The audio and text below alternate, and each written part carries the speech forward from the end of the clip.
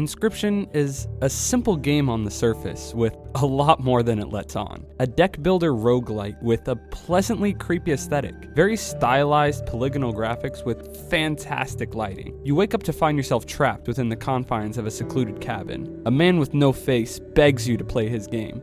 With no other option, you entertain him in his adventure he has laid out for you. The game uses your typical attack and health points, except in order to play Beast, you must sacrifice cards. More powerful creatures require more sacrifice. The goal is simply to deal enough damage to tip the scales in your favor. All the typical foundations are here. Special attributes on certain cards, items to help you in combat, various encounters that give you the chance to either earn new cards or buff existing cards, everything you'd come to expect in a deck builder. If you've played games like Slay the Spire, for instance, you'll be pretty familiar to what you're getting into here.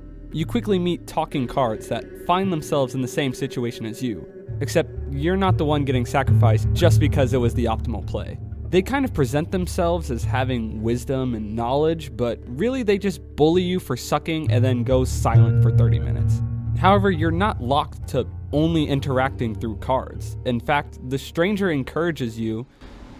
God damn it, gotta go turn off my fucking. In fact, the stranger encourages you to get up and stretch your legs whenever you feel like it. Stepping away from the game, you're able to wander the cabin. His locks and puzzles litter the room he allows you to freely explore at your leisure. Solving these puzzles aids you in his game just as progressing in his game helps you outside of it.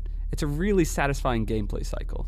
Pretty quickly, you're able to put together satisfying combos and strong decks using a surprisingly large library of cards. Everything from simple possums and elk to more imaginative creatures like the amalgam or the Urayuli. The diversity allows for a variety of playstyles and strategies.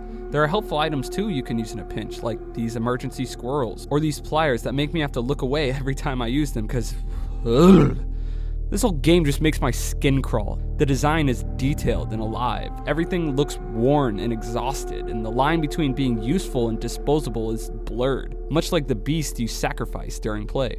This is all topped with an unnerving soundtrack that strikes with heavy strings and eerie chimes. So many elements come into play to give this game a dirty and hopeless atmosphere. Like I can feel a layer of filth settling in and bugs starting to crawl under my skin. But then, hey, strange larva becomes Mothman and I can wipe the board and feel safe again. Oh, and by the way, everything that's been shown and I've been talking about is only about half the game. And no, this is not a spoiler video. If you feel like you got blue-balled, go pick this game up. Trust me, it's well worth it.